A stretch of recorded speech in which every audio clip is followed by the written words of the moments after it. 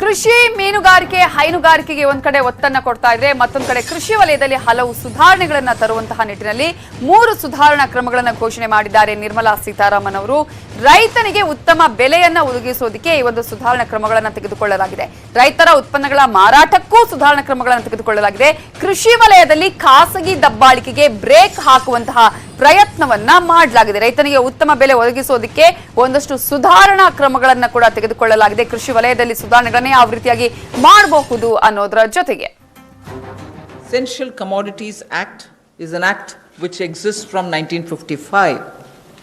This is an act which is very important, especially when it was promulgated during those days where food shortages were common.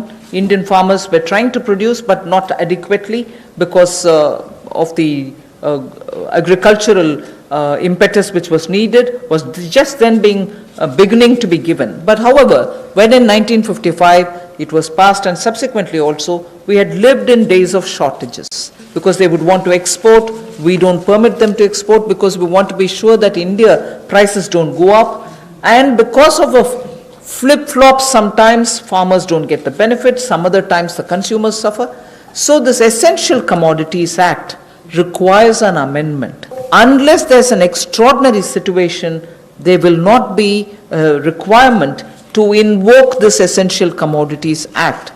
Stock limits to be imposed will be imposed only under exceptional circumstances such as national calamities or famine, or if there's a huge surge in prices.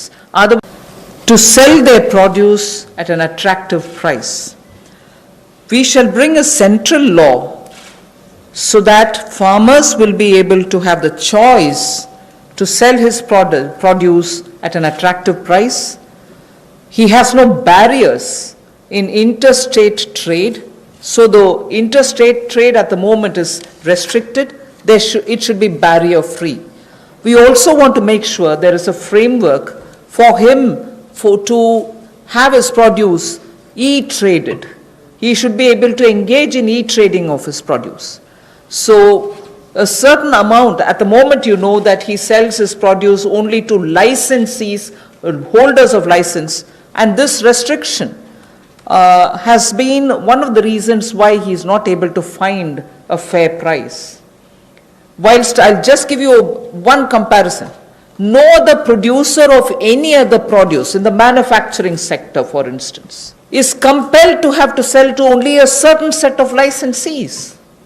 Why should only farmers be restricted in selling his produce to only some licensees and not be open to sell it to whoever he wants to sell? So we want to give farmers the choice so that he'll be able to sell his products at an attractive price, have no barriers in interstate movement, and make sure that he is able to e-trade. So ಇವೆಲ್ಲದರ ಬಗ್ಗೆ ಮಾತಾಡೋದಕ್ಕೆ ಮತ್ತೆ KC Raghu ಅವರು ನೇರ ಸಂಪರ್ಕದಲ್ಲಿದ್ದಾರೆ. KC Raghu ಅವರೇ, ಒಂದ್ ಕಡೆ ಈ ಟ್ರೇಡಿಂಗ್ ವ್ಯವಸ್ಥೆ ಜಾರಿ ಮಾಡುವಂತಹ ಪ್ರಯತ್ನ, ಅದರಲ್ಲೂ ಕೂಡ ರೈತರಿಗೆ ಎಷ್ಟು ಉಪಯೋಗ ಆಗುತ್ತೆ ಅನ್ನೋದು, ಒಂದು ಪಾರದರ್ಶಕವಾಗಿ ಬೆಲೆಯನ್ನ ಅವರೇ ತೆಗೆದುಕೊಳ್ಳುವಂತಹ ಪ್ರಯತ್ನಗಳನ್ನ ಮಾಡ್ತೀವಿ ಅಂತ ಹೇಳಿದ್ದಾರೆ. ಜೊತೆಗೆ ಈಗ ಒಂದ್ ಕಡೆ ಲೈಸೆನ್ಸ್ ಇಲ್ಲದಂತಹ ಸಂದರ್ಭದಲ್ಲಿ ಎಷ್ಟೋ ಜನರಿಗೆ ಮಾರಾಟ ಮಾಡೋದಕ್ಕೆ ಅವಕಾಶ ಇರೋದಿಲ್ವಾ? ಬೆಲೆ ಏರಿಕೆಗೆ ದಾಸ್ತಾನು ಕಡಿವಾಣಕ್ಕೂ ಕೂಡ, ಹಾಗಾದ್ರೆ ದಾಸ್ತಾನು ಮಾಡೋದಕ್ಕೂ ಕಡಿವಾಣ ಹಾಕುವಂತಹ ಪ್ರಯತ್ನಗಳು ಆಗಬಹುದಾ, ಹೇಗೆ ಅಂತ? ಹೌದು, ಇದು ಈಗ ಏಕದಳ ಧಾನ್ಯ ಅಂದ್ರೆ ಸೀರಿಯಲ್ಸು, ಎಣ್ಣೆ ಕಾಳುಗಳು, ಬೇಳೆ ಕಾಳುಗಳು, ಪೊಟೇಟೊ, ಆನಿಯನ್, ಈ ರೀತಿ ಕೆಲವು ಕೃಷಿ ಉತ್ಪನ್ನಗಳನ್ನ ಸಂಪೂರ್ಣವಾಗಿ ನಿಯಂತ್ರಣದಿಂದ ಹೊರಗಿಡುವಂಥದ್ದು. ಅದು ಯಾರು ಎಲ್ಲಿ ಬೇಕಾದ್ರೂ ಮಾರಬಹುದು, ಎಷ್ಟು ಬೇಕಾದ್ರೂ ಇಟ್ಕೋಬಹುದು, ಅಂತಾರಾಜ್ಯವಾಗಿ ಮಾರಾಟ ಮಾಡಬಹುದು, ವಿದೇಶಕ್ಕೆ ರಫ್ತನ್ನು ಕೂಡ ಮಾಡುವಂಥದ್ದು ಇಲ್ಲಿ ಅವಕಾಶ ಕೊಟ್ಟಿರ್ತಕ್ಕಂಥದ್ದು. ಕೃಷಿಗೆ ರೈತರಿಗೆ ಸರಿಯಾದ ಬೆಲೆ ಸಿಗದೇ ಇರೋದಕ್ಕೆ ಒಂದು ಕಾರಣ ಏನಿತ್ತು ಅಂತೆ, ಎಲ್ಲ ಮಟ್ಟದಲ್ಲೂ ರಾಜ್ಯಗಳು, ಜಿಲ್ಲೆಗಳು, APMC ಬ್ರೋಕರ್ಗಳು ಪ್ರತಿಯೊಬ್ಬರೂ ಕೂಡ ಕೃಷಿಕರಣ ನಿಯಂತ್ರಣದಲ್ಲಿ ಇಟ್ಟುವಂತ ಕಾರ್ಯ ನಡೀತಾ ಇತ್ತು. ಹಾಗಾಗಿ ಈ ಎಲ್ಲಾ ಲಿಬರಲೈಸ್ ಆದ್ರೂ ಕೂಡ ಕೃಷಿ ಮಾತ್ರ ಈ ದೃಷ್ಟಿಯಿಂದ ಲಿಬರಲೈಸ್ ಆಗಿರ್ಲಿಲ್ಲ. ಸೆಂಟ್ರಲ್ ಕಾನೂನನ್ನ ತರೋದ್ರಿಂದ ಕೆಲವು ದ್ವಂದ್ವಗಳು ಉಂಟಾಗಬಹುದು. ಕೆಲವರು ಹೇಗೋ ಹೇಳಬಹುದು, ಕೃಷಿಯನ್ನ ವಿಕೇಂದ್ರೀಕರಣಗೊಳಿಸಬೇಕು, ಕಾನೂನನ್ನ ವಿಕೇಂದ್ರೀಕರಣಗೊಳಿಸಬೇಕು, ರಾಜ್ಯ ಮಟ್ಟದಲ್ಲಿ ಸ್ಥಳೀಯ ಮಟ್ಟದಲ್ಲಿ ಇವುಗಳನ್ನ ನಿರ್ವಹಣೆ ಮಾಡೋದಕ್ಕೆ ಕೊಡಬೇಕು, ಈರುಳ್ಳಿ ಬೆಳ್ಳುಳ್ಳಿಯನ್ನ ಕೇಂದ್ರದಿಂದ ನಿಯಂತ್ರಣ ಮಾಡಿದೆ ಹೇಗೆ ಅನ್ನುವಂತ ಒಂದು ವಾದವೂ ಕೂಡ ಬರಬಹುದು. ಆದ್ರೆ ಒಟ್ಟಿನಲ್ಲಿ ನನ್ನ ದೃಷ್ಟಿಯಲ್ಲಿ ಇದು ಒಂದು ಉತ್ತಮವಾದ ಬೆಳವಣಿಗೆ.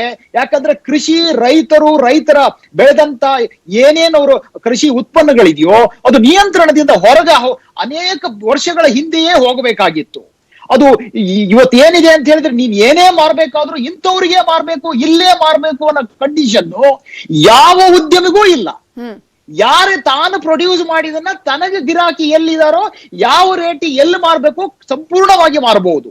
ಇದರಲ್ಲಿ 1-20 ಏನು ಇಲ್ಲಿ ಹೇಳದೇ ಇರತಕ್ಕಂಥದ್ದು ಇದೆ ಅಂತ ಹೇಳಿದ್ರೆ, ಇದು ಈ ಓಪನ್ ಮಾರ್ಕೆಟ್ ಏನಾದ್ರೂ ಸ್ಪಾಟ್ ಎಕ್ಸ್ಚೇಂಜ್ ಅಂತ ಹೇಳಿದೆ, ಅಂದ್ರೆ ಫ್ಯೂಚರ್ ಟ್ರೇಡಿಂಗ್ ಅಂತ, ಅದಕ್ಕೆ ಲಿಂಕೇಜ್ ಇದಾಗ್ಲೇ ಇದೆ.